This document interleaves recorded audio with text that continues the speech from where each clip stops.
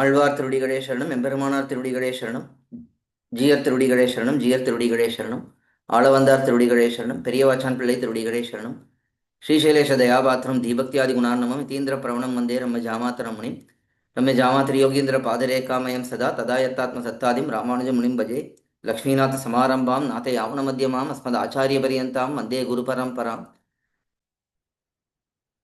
यो नित्यमच्युतपदाम्बुज युग्मरुक्म व्यामोहतस्तदितराणि तृणाय मेने अस्मद्गुरोर्भगवतोऽस्य दैकसिन्धोः रामानुजस्य चरणौ शरणं प्रपद्ये मातापिता युवतयस्तनया भूतिः सर्वं यदेव नियमेन मदन्वयानाम् आद्यस्य न कुलपतेरुकुलाभिरामं श्रीमत्तदङ्घ्रियुगलं प्रणमामि मूर्ध्ना भूतं सरश्च महताह्वय भट्टनाथ श्रीभक्तिसारकुलशेखरे योगिवाहान् भक्ताङ्ग्रिरेण प्रकालयतीन्द्रमिश्रान् श्रीमत्पराङ्कुशमुनिं प्रणतोऽस्मि नित्यम् यत्पदाम्बोरुहद्यान विध्वस्ता शेषकल्मषः वस्तुतां वयादोहं यामुनेयं नमामिदम्. sthOthra is a beautiful composition by Yamunacharya Alavandar. It is the essence of Dvaya Mahamantram. Periyavachan Pillai has given a beautiful commentary for this wonderful Prabandham, and we've seen the first portion of the avathArikA introduction. Periyavachan Pillai gives two introductions for this Prabandham's commentary. In both of those introductions, he is giving different viewpoints why Alavandar has given this sthOthra. So he has given two points of view. We've seen the first one where it is said that Bhagavan blessed Nammalvar with divine knowledge which culminated into devotion. Subsequently, Nammalvar blessed Sriman Nathamunigal with the deep insights of the Shastram and all the Divya Prabandhams, their meanings, and so on.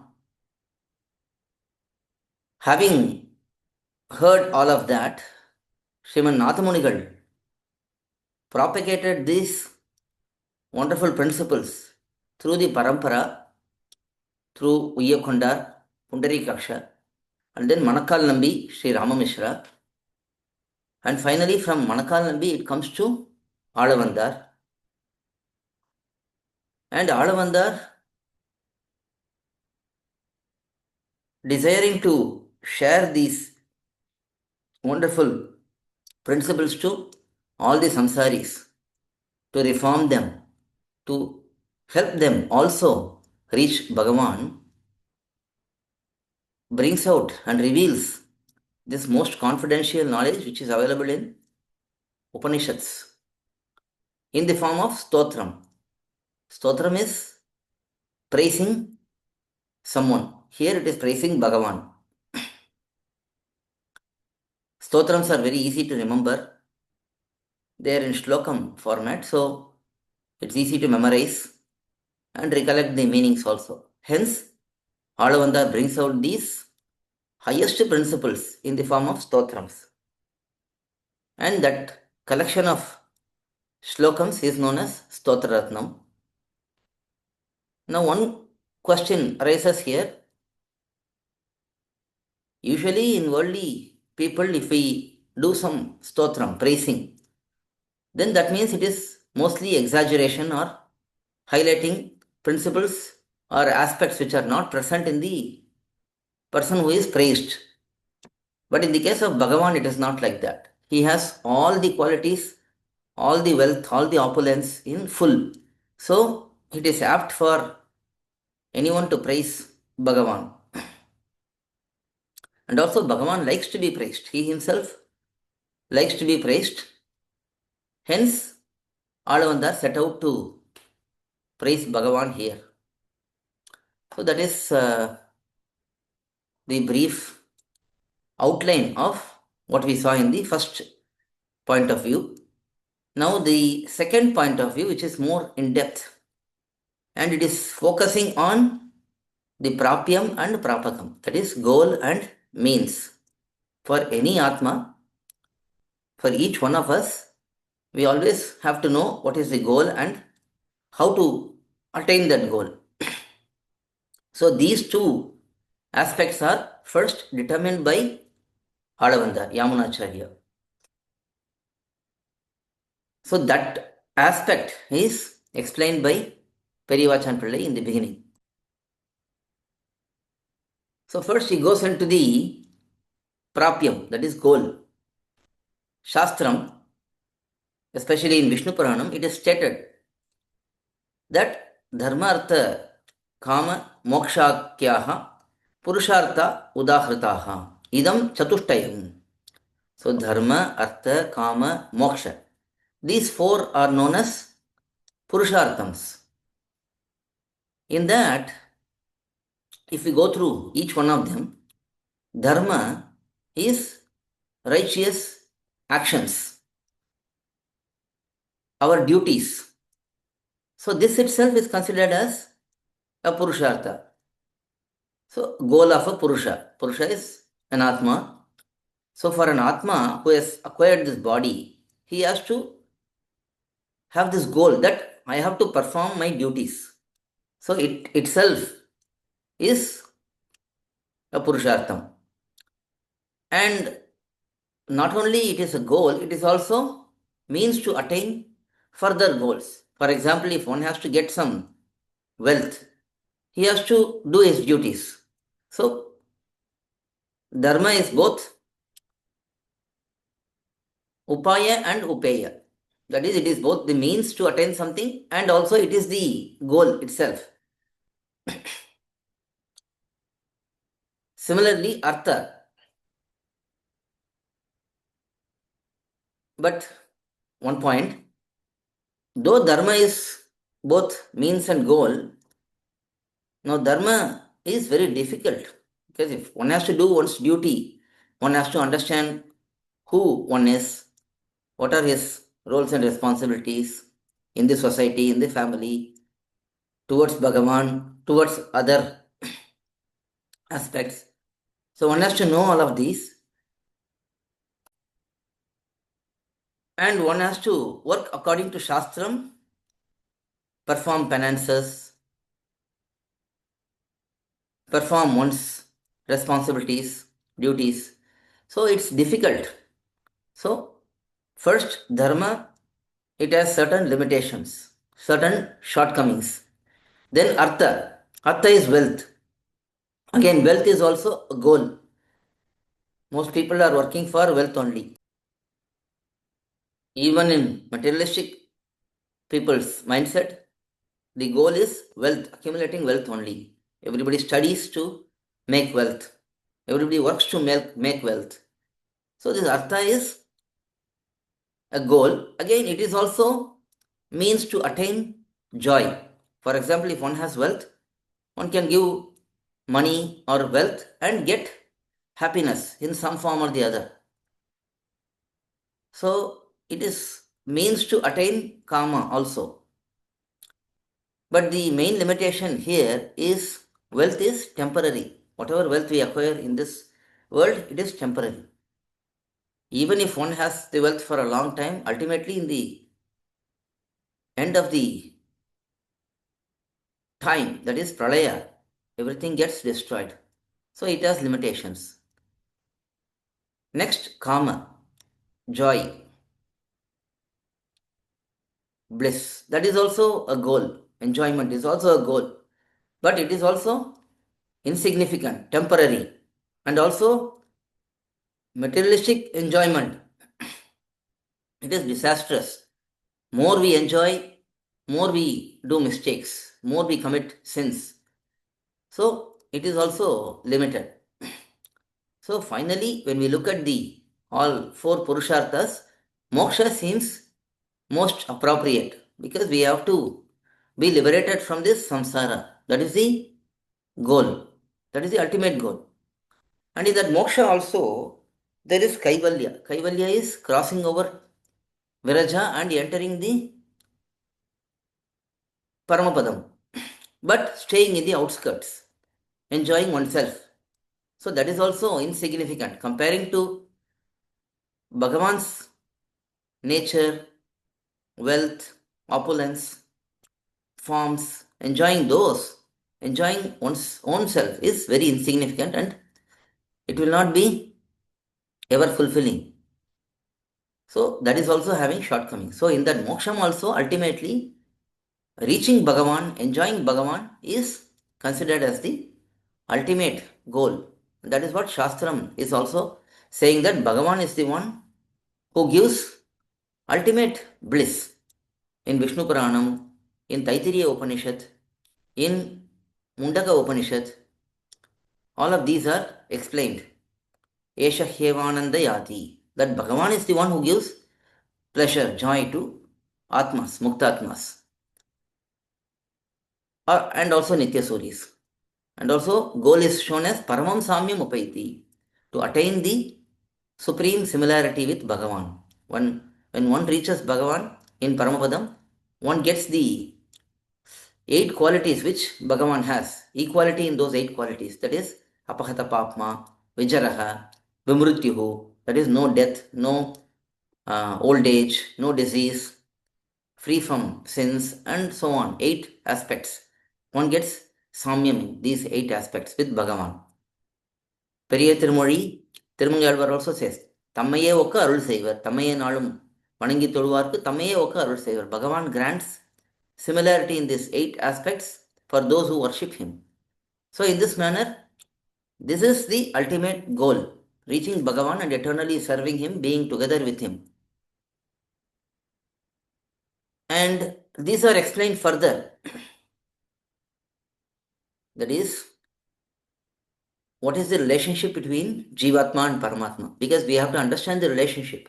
That Jivatma is servitor, Dasabhuta, and Paramatma is Lord, Master, Sheshabhuta, Sheshi. So only when we understand this relationship between Jivatma and Paramatma as a servitor and master, one can be situated in the proper attitude and mood of service. So many pramanams are shown, mainly from Shvetashvatara Upanishad, that is Pradhana Kshetrajna Patir Guneshaha, that Bhagavan is the Lord of Achit and Chit. He has all auspicious qualities. And there are many, many pramanams. Nyagnyau is another pramanam where it is said that Paramatma is omniscient and Jivatma is ignorant. By the grace of Paramatma, Jivatma also eventually becomes knowledgeable. And then there is another pramanam from Shvetashvatara Upanishad, Tamishwaranam Paramam Maheshwaram, that Bhagavan is the Lord of all those we consider as lords in this world. Brahma, Rudra, they are all considered as Devatas, lords. But Bhagavan is the supreme lord for all of those lords as well. Narada tells to Pundarika Rishi, Dasoham Vasudevasya, I am a servant of Vasudeva. And then Rudra says in Harita Smriti, Ishvara Samhita, Dasabhuta Swatas Sarve. It is the nature of Jivatma to be a servitor to Paramatma. All the Atmas are naturally servants of Bhagavan, Paramatma. In Sri Ramayanam, Hanuman says, Dasoham Kosalendrasya. I am a servant of Sri Rama. And then it is also said in Subala Upanishad, Yasya Atma Shariram, Yasya Prithvi Shariram, that Jivatma is the body of Paramatma. Bhagavan is present as Antaryami in all the Atmas and all the matter. So this Shariratma Bhava, Bhagavan is Antaryami and everything is his body. That establishes the fact that body exists for the joy of Atma. See, this body, my body, is working according to my instructions, my desire. Similarly, Bhagavan controls all Atmas and has all Atmas for his enjoyment. In Yajur Vedam, it is said, Antapravista Shasta Jananam Sarvatma. Bhagavan has entered all the creatures and controls them. In Apastamba Sutram, it is said, Poof Pranina Sarva Eva Guhashayasya. All creatures are abodes for Paramatma. Paramatma is present in all the entities. Vishnu Puranam, it is said, Tani Sarvani Tat Vapuhu.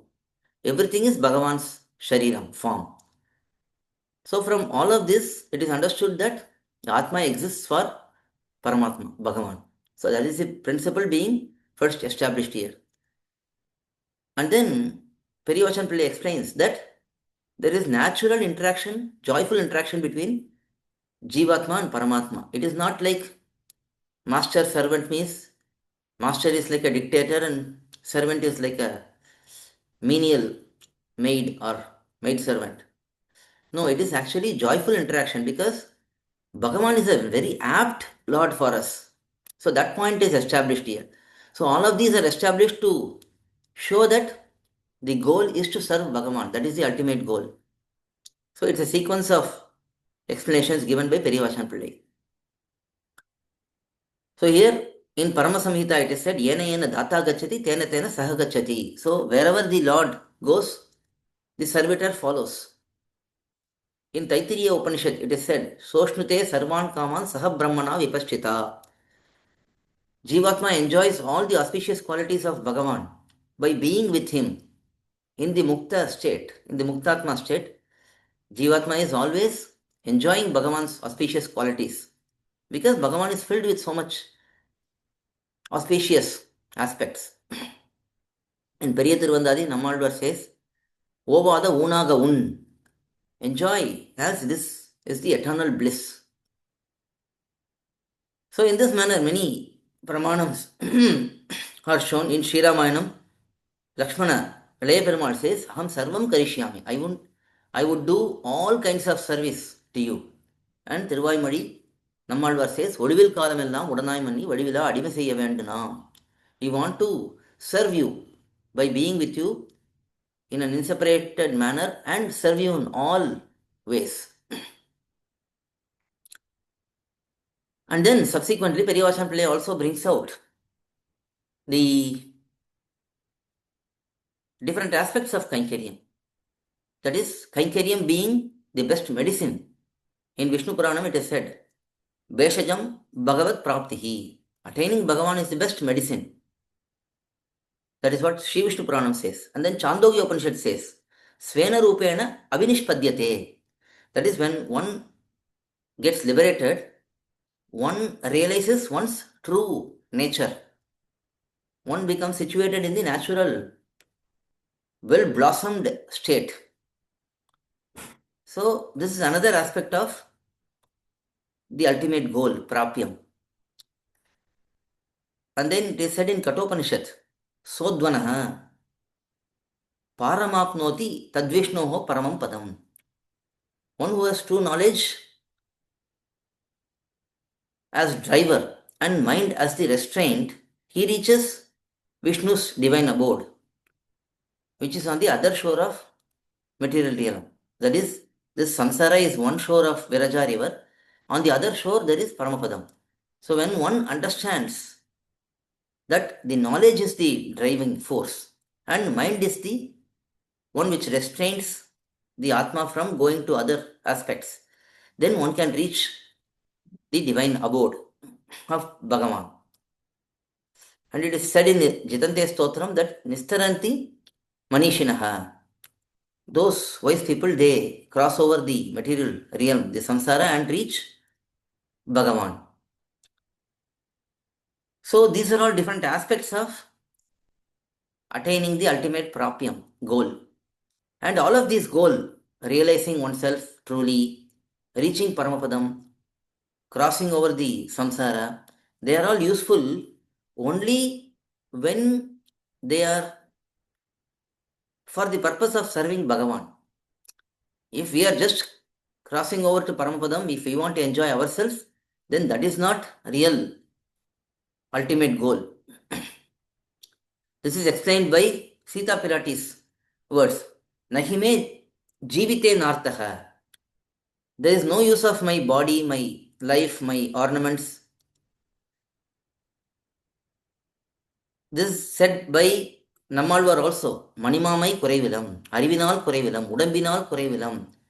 In 4th centum, 8th decade, Yeralam Irayonum. In that Padiham, Nammalvar also says, my body, my complexion, my beauty, my knowledge, my everything, myself too. If I am not useful for Bhagavan, then there is no point of my existence. Alavandar also says the same thing in this Stotratnam. Madeham na prana na cha sukham. In that shlokam he explains the same thing. So ultimate goal is to be serving Bhagavan. So that is determined by Alavandar in this Stotratnam, says Periyavachan Pillai, based on all the shlokams. And finally, one more aspect is shown. See, when some person serves another person, let's say the wife serves husband.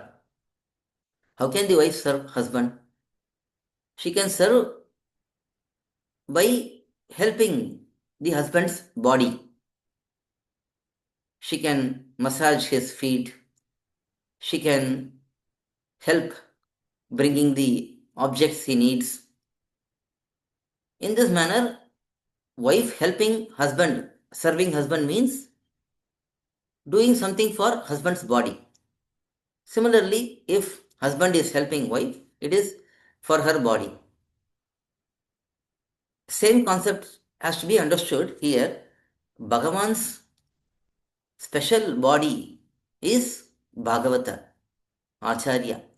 Bhagavan manifests because everything is, we have seen already, everything is Bhagavan's body, and specifically, Bhagavan is present in Bhagavatas, his devotees. So serving Bhagavan's devotees is considered as the ultimate goal. So that is also established here. So all of this are determined by Alavandar in Stotraratnam. We will see all of this in the shlokams. So Periyavachan Pillai highlights that first Alavandar determines what is the ultimate goal. And then Periyavachan Pillai moves on to the Prapakam, the means to attain that goal. How Alavandar shows that.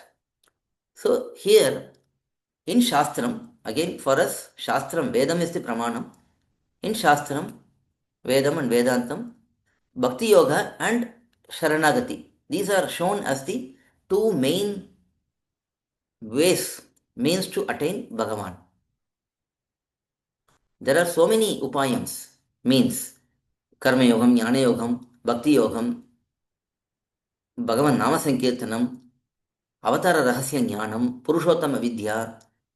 There are many of these upayams to reach Bhagavan, but most important upayams are Bhakti Yogam and Prapati, Sharanagati. Among these two, first, if we look at Bhakti Yogam, it is shown by the terms Vedana, Dhyana, Upasana, and so on. Many such terms are used in Vedantam to indicate Bhakti Yogam. This Bhakti Yogam is a culmination of Karma Yoga and Jnana Yoga. Without Karma Yoga and Jnana Yoga, Bhakti Yoga cannot be done. Now, we have to be very clear. Many people say that we are practicing Karma Yoga, we are practicing Bhakti Yoga. But according to Shastra, Bhakti Yoga means performing Karma Yoga. And Karma Yoga means performing Yagam, Yagyam, Dhanam, Tapasya. All of these must be there. And to do even all of these, one has to be Traivarnika, born in Brahmana, Kshatriya, Vaishya family, and should have undergone Upanayana Samskaram, acquired Yajnapavitam, and then should have acquired Brahmopadesham, should have learnt Vedam, Vedantam, then perform Yajna, Tapasya, all of these. Then only Karma Yogam can be performed. We see some people saying this person is a Karma Yogi. Maybe in worldly terms they are Karma Yogi, but actually as per Shastram, Karma Yogi means one has to do so many things. being a Trivarnika. Similarly, some people say we are doing Bhakti Yoga, but they are not doing Bhakti Yoga. They are only doing Bhakti, having devotion towards Bhagavan.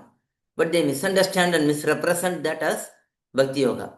So, according to Shastra, Bhakti Yoga means going through this process, Karma Yoga, Jnana Yoga, and then doing Bhakti Yoga for many, many births. So, here Bhakti Yoga is shown in many places. Brahma Vidapnoti Param. One who meditates upon Brahman attains that Brahman. Shrotavyo, Mantavyo, Nidityasitavyaha. This is in Brihadaranyaka Upanishad. Atma has to be first. Atma here is Paramatma, has to be heard about and then meditated upon, thought upon. In this manner, finally, Atma can be seen. This is a long process. Kathopanishad, there is a famous pramanam, Nayamatma, Pravachanena Labhyaha. That Paramatma cannot be simply attained by just hearing, meditation, etc. without devotion. One has to have devotion and Bhagavan has to finally bless that Atma. So in this manner, there are many pramanams. In Bhagavad Gita, Bhagavan himself says, Bhaktya Tvananyaya Shakyaha. I cannot be attained by any other means than Bhakti Yoga. Madbhaktim Labate Param. One who has great devotion towards me finally attains me. So in this manner, Bhakti Yogam is explained. But Bhakti Yogam has certain limitations. As we said, it cannot be only be performed. Karma Yoga, Jnana Yoga, Bhakti Yoga, all of these can only be performed by Brahmana, Kshatriya, Vaishyas. And result is attained after a very long period. It is not attained in the same birth. One has to go through many, many births, eliminate the prarabdha karma, and then only one can attain the ultimate goal. And there is scope for slipping down also in the process. So there is many risk factor in the Bhakti Yoga. So our acharyas, they have discarded Bhakti Yoga, saying that it is not for our practice. And more so, Bhakti Yoga has the tinge of self-effort. So even though one may understand that Bhagavan is everything and all that, in Bhakti Yoga there is a doership. One thinks that he is doing something to attain Bhagavan. So that is not apt for the Jivatma's Paratantriyam, total dependence on Bhagavan. So because of all of these reasons, Bhakti Yoga is discarded and finally Alavandar determines and declares that Sharanagati is the way to attain Bhagavan because it is apt for Jivatma Swarupam being totally dependent. Sharanagati is nothing but accepting Bhagavan is the Upayam. That is Sharanagati. Even Sharanagati is not the Upayam. Sharanagati is accepting that Bhagavan is Upayam. So this is also shown in Shastram because people may say Bhakti Yogam is emphasized in Shastram, not Sharanagati.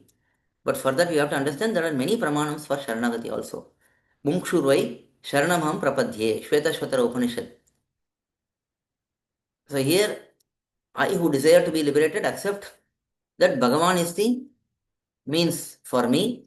He is the only one who can grant me moksham. So I surrender unto that Paramapurusha, says sthOthAthra Upanishad. Taittiriya Upanishad also says, Nyasamahur Manishino Brahmanam. Wise explain that Paramatma is Nyasa. That is Sharanagati means accepting Bhagavan as the Upayam. Taittiriya Upanishad also says, Nyasa is Brahmam. Nyasa iti Brahma. And then Taittiriya Upanishad says, Tasman Nyasamesham Tapasam Atiriktam Ahuhu. That Sharanagati is the topmost penance.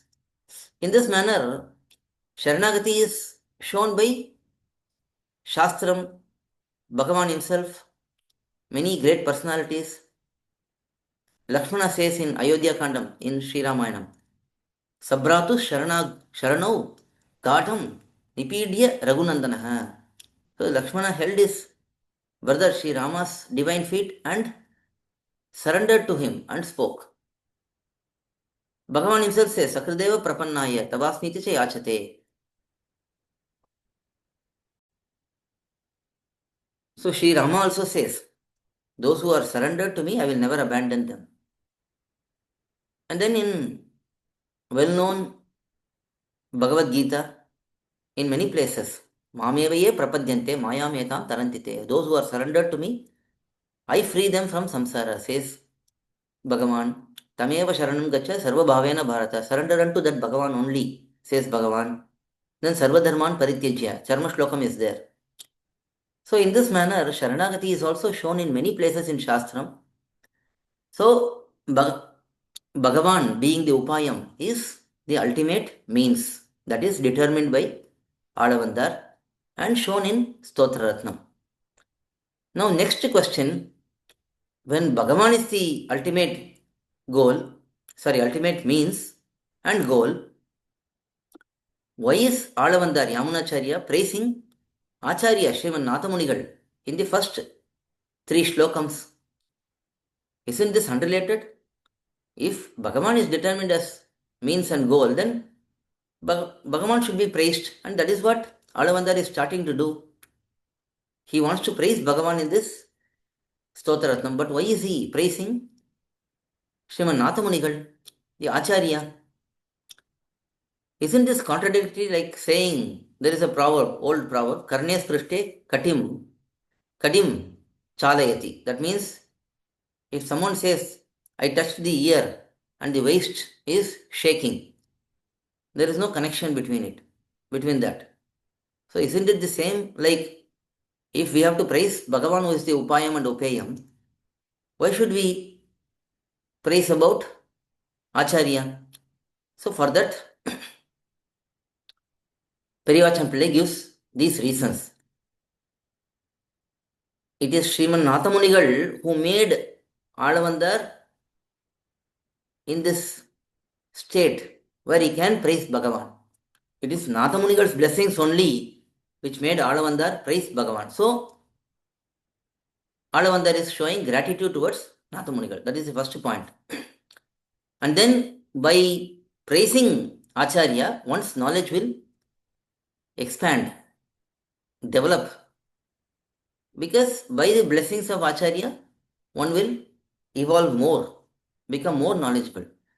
For that, he is praising Sriman Nathamunigal. And then to complete the stotram, to complete this grantham without any obstacle, it is generally said that one has to praise to Acharya to eliminate the vignam.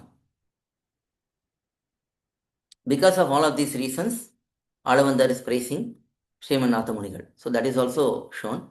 Now another question arises. Okay, if he wants to praise, let him praise the Acharya in his mind. Why it should be made as part of the stotram itself? Because stotram is to praise Bhagavan. Why Acharya's praise should be there in the beginning explicitly? For that also Alavandar explains.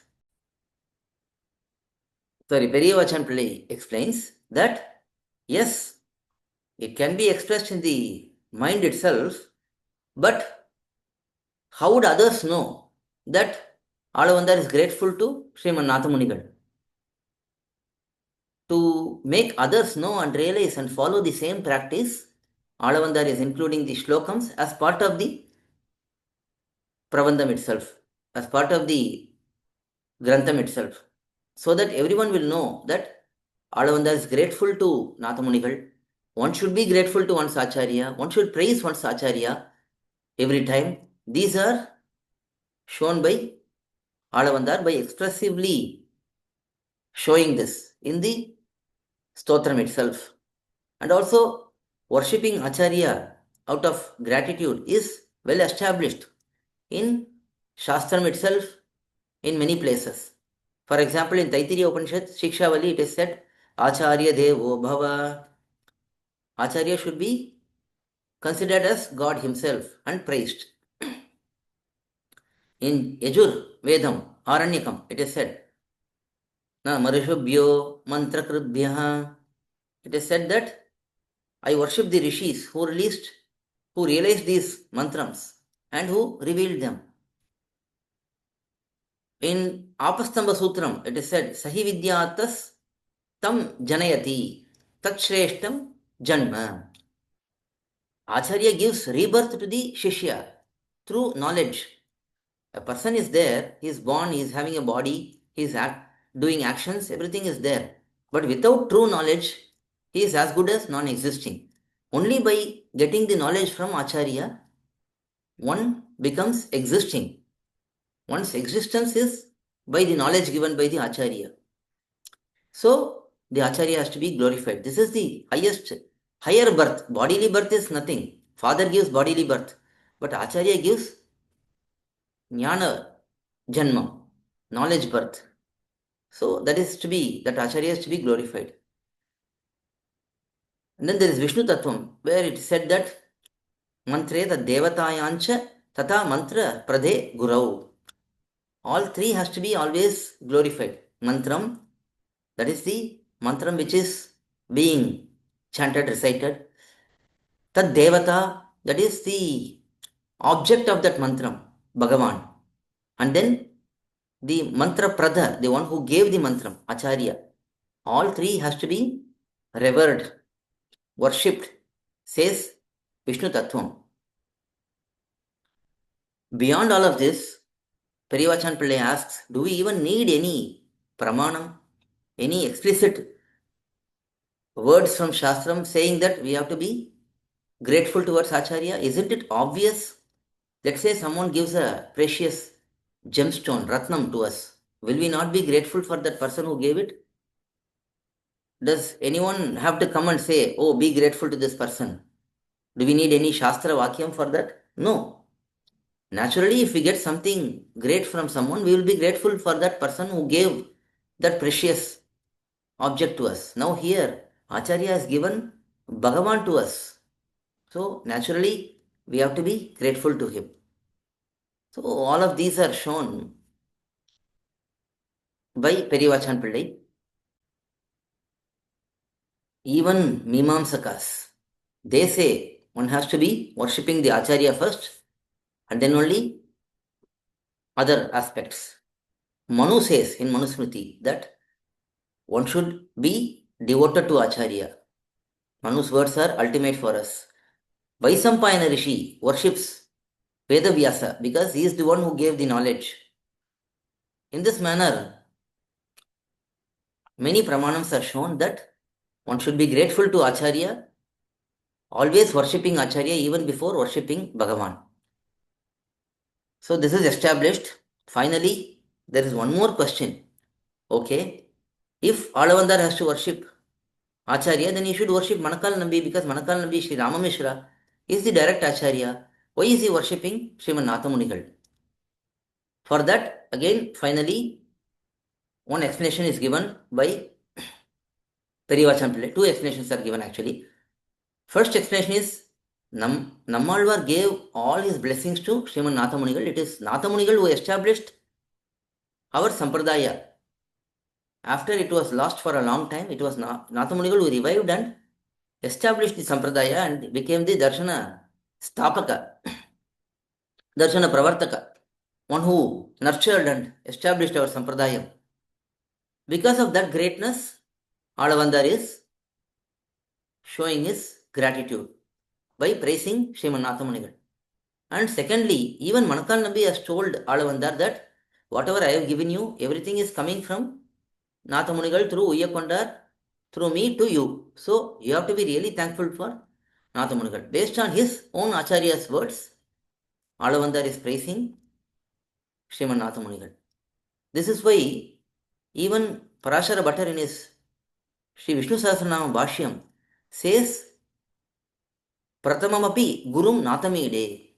I worship Sriman Nathamunigal as well, who is the first Acharya. Even though we have Bhagavan is Pratamacharya, Sri Mahalakshmi Tayar is the second Acharya after Bhagavan because she is the one who can directly approach Bhagavan. Nobody can directly approach Bhagavan. Only Sri Mahalakshmi Tayar has that right or privilege. No one has the direct access to Bhagavan because she is totally existing for Bhagavan and Bhagavan is so beloved for her. They have that close bondage which cannot be explain for anyone else. So Sriman Nathamun, Sri Mahalakshmi Tayar is even though second in line, and then Vishwaksena is the direct disciple of Sri Mahalakshmi, and he has control over Nitya Vibhuti and Leela Vibhuti as given by Bhagavan. He is the commander in chief. So he has got his own greatness. And subsequently, Nammal was divinely blessed by Bhagavan, and through Vishwaksena, Nammalwar is also connected to Tayar and Bhagavan. Still, and Nammalwar is great because he has given us everything. Even though all of these are there, it was Nathamunigal who revived the Sampradayam after a long time and established the Acharya Parampara continuously from that time onward. So, Nathamunigal is considered as a very unique Acharya in our Sampradaya. That is why Parashara Bhattar also glorified Nathamunigal in his Bhashyam. So, in this manner, Periyavachan Pillai brings out the beautiful point of view of Bhagavan being Upayam and Upayam, Acharya being the one who showed all of this to us, and hence it starts with praising Acharya. And also, finally, one more point. Every time Vedam is recited, Pranavam is recited in the beginning and in the end. Similarly, here, before praising Bhagavan, Sriman Nathamunigal is praised, and after praising Bhagavan, finally, Sriman Nathamunigal is praised. In the beginning and the end of this Stotra Rathnam, there are slokams praising Sriman Nathamunigal. So, this is following the practice of Shastram, where Pranavam is in the beginning and in the end. Similarly, here Nathamunigal is in the beginning and end of this Stotra. So, such is the second viewpoint. So, we've seen that second introduction given by Periyavachan Pillai. In the subsequent sessions, we will see the shlokams from this beautiful Prabandham. Alvar Tirudikade Sharanam, Emberamanar Tirudikade Sharanam, Jiyar Tirudikade Sharanam, Jiyar Tirudikade Sharanam, Alavandar திருவடிகளே சரணம் பெரியவாச்சான் பிள்ளை திருவடிகளே சரணம் பல்லாண்டு பல்லாண்டு பல்லாயிரத்தாண்டு பல கோடி நூறாயிரம் மல்லாண்டு திண்டோள் மணிவண்ணா முன்சேவடி செவிதிருக்காப்பு அடியோமோடும் நோடும் பிரிவின் ஆயிரம் பல்லாண்டு வடிவாயின் நிலமார்மனில் வாழ்கின்ற மங்கையும் பல்லாண்டு வடிவார் சோதி வளத்துறையும் சுடர் ஆழியும் பல்லாண்டு படபோர் புக்கு முழங்கும் அப்பாஞ்ச சன்னியமும் பல்லாண்டே.